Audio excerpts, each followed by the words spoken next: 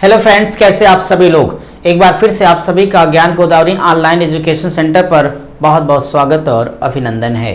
Friends, हम लोग अपनी क्लास में प्रतिशतता पढ़ रहे हैं और परसेंटेज आपके चाहे जो कंपटीशन दे रहे हैं उसके लिए बहुत इंपॉर्टेंट है। और पिछली 2 क्लासेज हम लोगों ने पढ़ ली है, अपनी ये तीसरी क्लास है। हमारे जिन भी मित्रों ने पिछली दोनों क्लासेज नहीं देखी हैं तो वो उसको देख लें, क्योंकि गणित में एक सीक्वेंस होता है। अगर आपका वो क्रम छूट गया है ना, फिर सवाल समझ नहीं आते, फिर आपको दिक्कत होती है। तो पहला और दूसरा 2 क्लास हमने अब तक कंप्लीट कर दी, उन दोनों को आप देख लीजिएगा ताकि आपको सारी बेसिक बातें समझ में आ जाएं।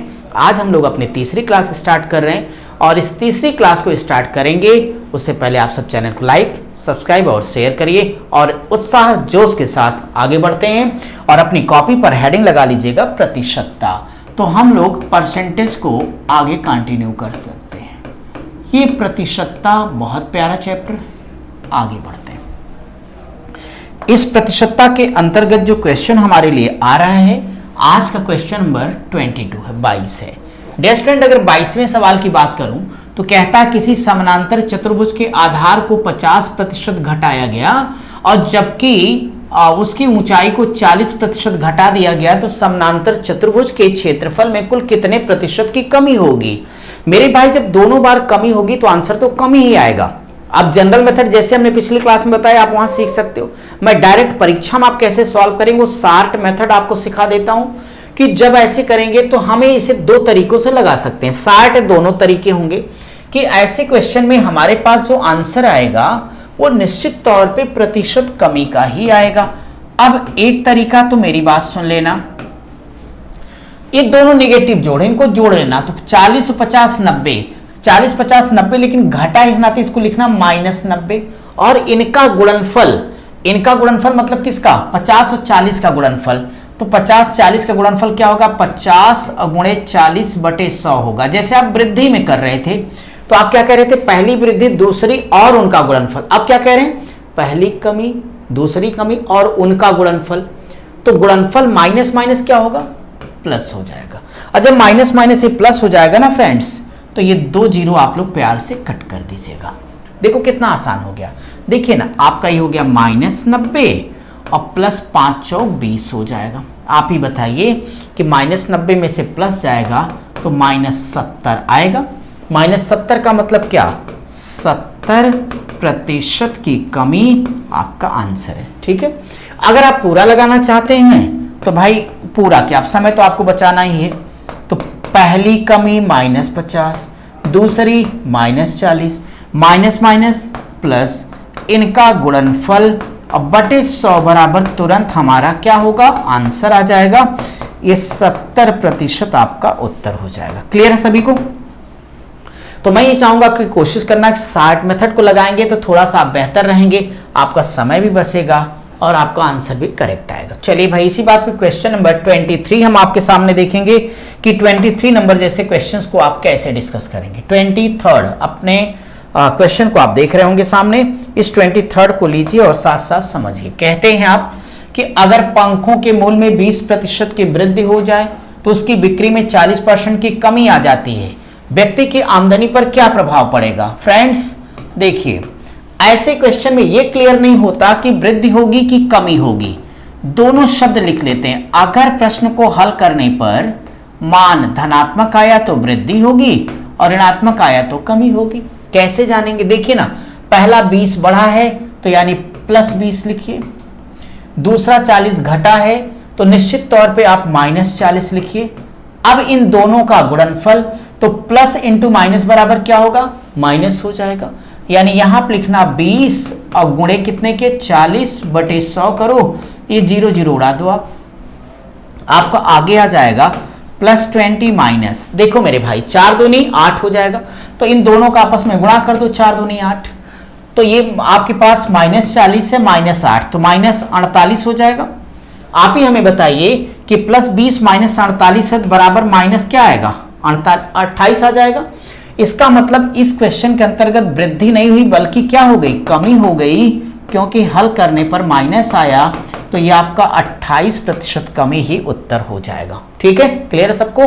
तो इस प्रश्न का आंसर आपके पास क्या आएगा, कमी आ जाएगी और वो कमी बराबर 28% की हो जाएगी। अब मैं आप सबके लिए क्वेश्चन नंबर 24 डिस्कस करूंगा कि फ्रेंड्स ये 24वां सवाल देखो कैसे करना है आपको। बिल्कुल उसी का अगला पार्ट है, बस इसमें अगला पार्ट होने के नाते कहता है कि 15% की कमी किस में आ रही, मोबाइल सेटों के मूल्य में।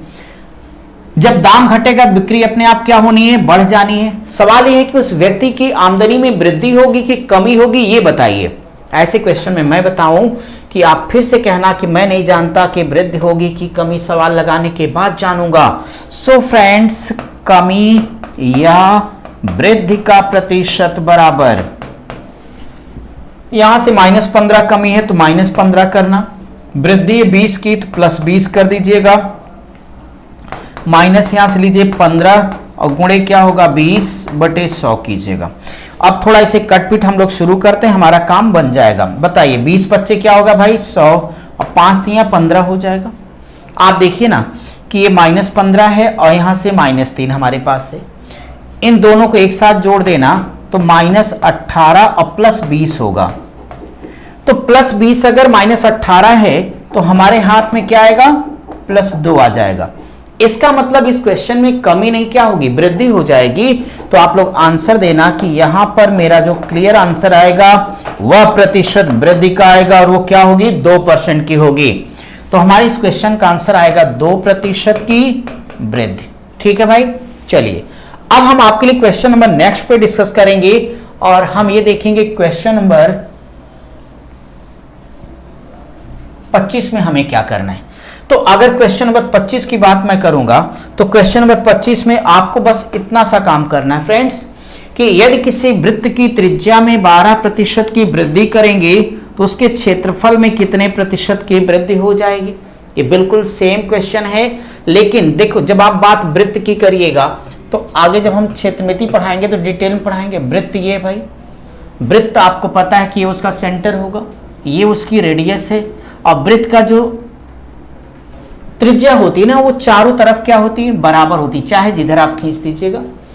तो इसमें आपको इसका जनरल मेथड लगाने की आवश्यकता नहीं, डायरेक्ट ऐसे सवाल को कैसे लगाना है मैं आपको फॉर्मूला सिखा देता हूं। प्रतिशत वृद्धि बराबर, अगर इधर को मैं x मानूंगा तो ये भी x हो जाएगा मेरे लिए, तो दोनों को हमें जोड़ देना फ्रेंड्स। तो यहां पे डायरेक्टली लिखना है 2x प्लस x²/100 बराबर आंसर है।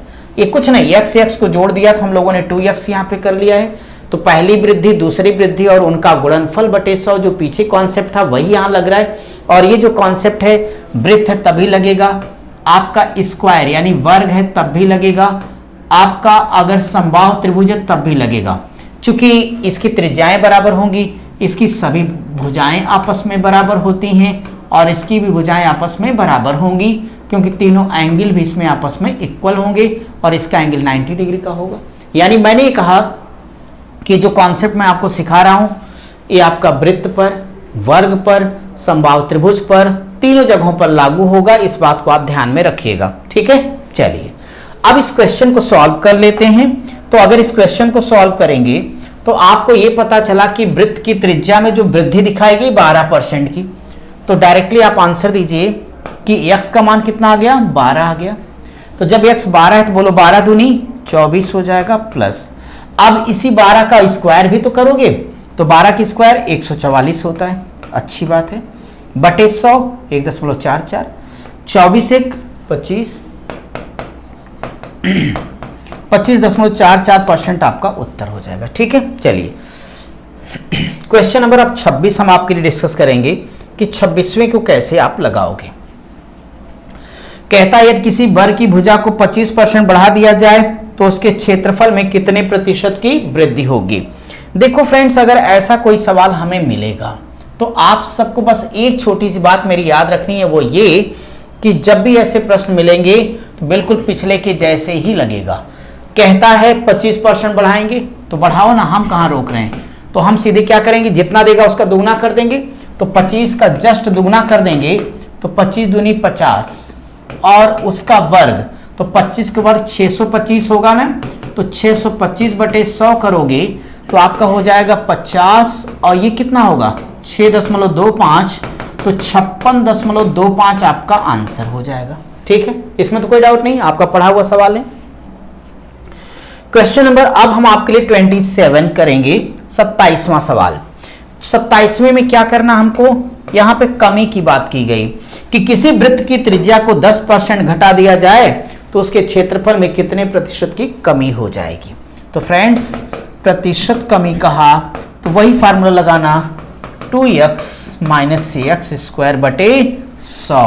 अब आप मजे से रह सकते हो कि जब आपके पास ये आ जाएगा तो देखिए ना, सिर्फ 10% घटने की बात कही गई तो आपके पास ये आ जाएगा सीधे x का मान बोलो 10, 10 दूनी 20 माइनस 10 के स्क्वायर 100, बोलो 100 बटे 100 एकन्नम 100। मेरे भैया 20 में से घटा दोगे कितने आंसर आएंगे, 19%।